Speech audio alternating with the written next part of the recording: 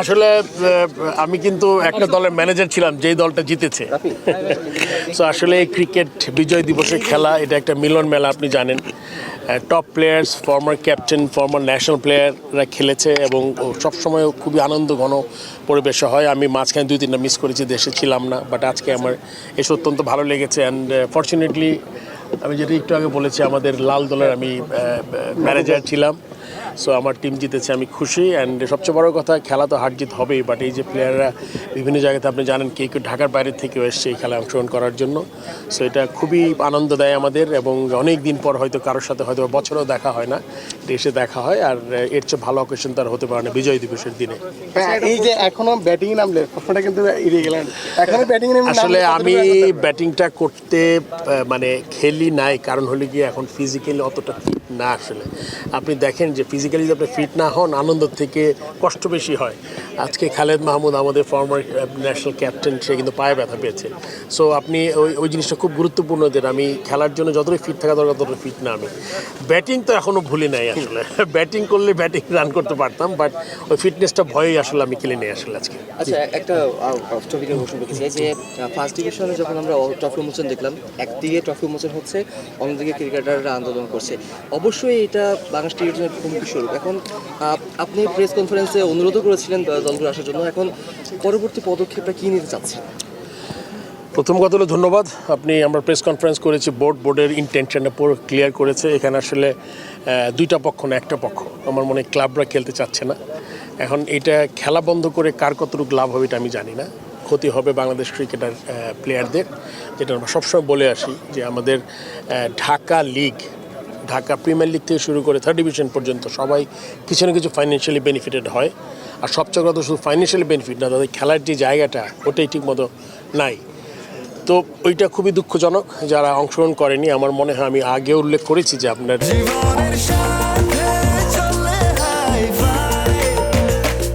স্বাস্থ্যকর all time honeycomb, সব সময় অল টাইম হেলদি লাইফ।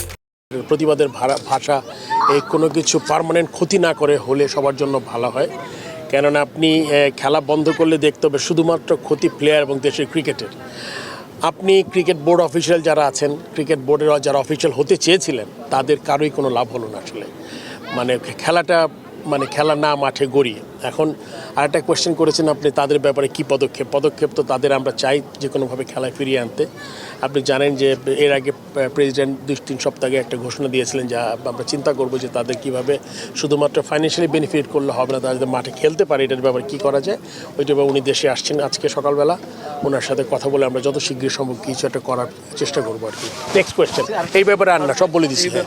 আপনি ওই দিন প্রেস কনফারেন্সে বলছিলেন তারা যৌক্তিক দাবি করতে পারতো থার্ড ডিভিশন দিয়ে শুরু করে নাই কেন। তারা কিন্তু এখন বিভিন্ন জায়গায় এটাই বলতেছে যে ফার্স্ট ডিভিশনটা এপ্রিলের পরে আবার হওয়াতে তাদের থার্ড ডিভিশনটা কেন ক্যালেন্ডারে রাখে নাই, কেন আগের বোর্ড যারা আপনারা আপনি ছিলেন না, যারা ছিল ওনারা কেন ওই সূচিটারে তখন কন্টিনিউ করে না, সেপ্টেম্বরে যে সূচিটা ছিল আর কি সেটারে। আপনার কোয়েশ্চেন বুঝি না, আরেকবার বলতে হবে আপনার। মানে ফার্স্ট ডিভিশন কেন, থার্ড ডিভিশন কেন আগে না? প্রশ্নটা হচ্ছে হলি গিয়া ক্রিকেট বোর্ড হলি গিয়া governing council, governing body.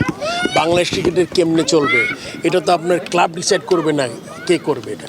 So cricket board যেটা সবচেয়ে মনে করে ভালো, যেটা করার জন্য এবং সবার জন্য যেটা ভালো, বইটাই করেছে। আপনার বাংলাদেশে এমন কোনো হিস্ট্রি নাই যে দেখাতে পারবেন আপনি প্রতি বছর একটা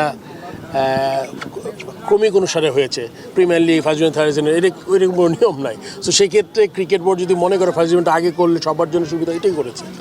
ওনারা দাবি জানিয়েছেন যে বর্তমান ক্রিকেট বোর্ড কি ভেঙে নতুন করে একটি নির্বাচন দেয়, এটাকে আপনি কতটুকু চিন্তা করছেন? আর ওনারা বলছেন যে হ্যাঁ, প্লেয়াররা ক্ষতিগ্রস্ত হচ্ছে ঠিকই, ওনারা বিসিবি থেকে সহায়তা না পেলেও ওনারা নিজেরা যদি কোনোভাবে করতে পারে, মাঠ ভাড়া করে হলেও ক্রিকেটারদের জন্য একটা লিগ আয়োজন করতে পারে, এই বিষয়টাকে আপনি কীভাবে? এইটা আসলে দুইটার কোশ্চেনই আমি আসলে খুব বেশি কিছু বলতে পারবো না আসলে দুইটার ব্যাপারে।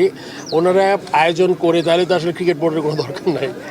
আপনি তো জানেন যে বাংলাদেশ ক্রিকেট বোর্ড, তাহলে আইসিসিরও দরকার নাই, ইন্টারন্যাশনাল ক্রিকেট কাউন্সিলের কী দরকার? ইন্ডিয়া চিন্তা করবে পাকিস্তানের সাথে খেলবো না সবার সাথেই খেলবো, তাহলে তো আর কোনো গভর্নিং, ফিফারও দরকার নাই। সো যে কোনো গভর্নিং বডি বলে একটা কমিটি থাকে, এই গভর্নিং বডিটা হচ্ছে হলো কি আপনার বাংলাদেশে বাংলাদেশ ক্রিকেট বোর্ড।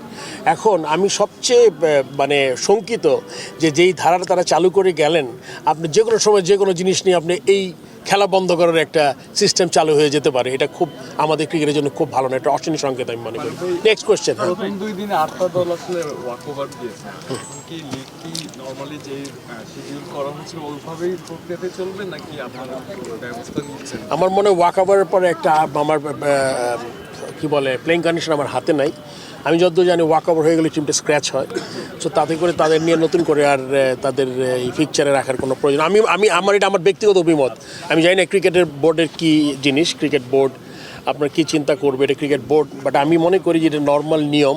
তো আমার মনে হয় যেই টিমগুলো আসে নাই, যদি সবাই আপনি বলেছেন 8টা টিম আসে নাই, সো 8টা টিমকে আমার মনে হয় এখন আর নতুন করে ফিকচার করতে পারে ক্রিকেট বোর্ড। এটা হলে কি আমার থেকে যদি কোনো সাজেশন নেয় আমি এটা তাদের বলবো সিসিডিএমকে, যে আমার মনে হয় তারা বসে নতুন করে কিছু করতে পারে কিনা ফিকচার করে যদি খেলা চালু।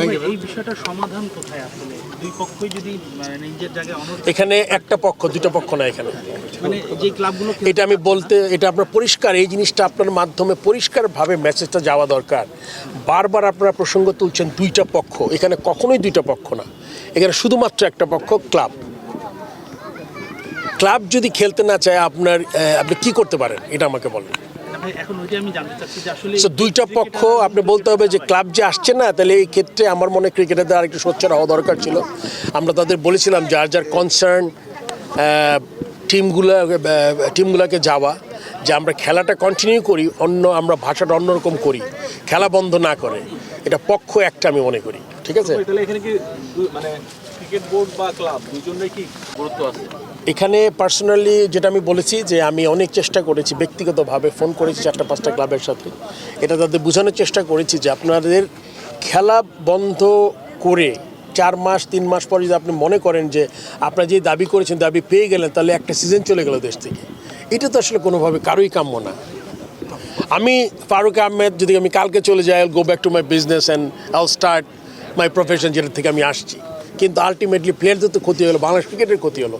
এই জিনিসটা আমরা অনুধাবন করলাম না, মানে নিজস্ব স্বার্থ সিদ্ধির জন্য আমরা প্লেয়ারদের একটা মানে কি বলবো, প্লেয়ারদের এখানে ইনভলভ করে এই দেশের ক্রিকেটের ক্ষতি করলাম এবং প্লেয়ারদের তাদের যেই রুটি রুজি বা ফাইন্যান্সিয়াল যে বেনিফিটটা নষ্ট করলাম আমরা।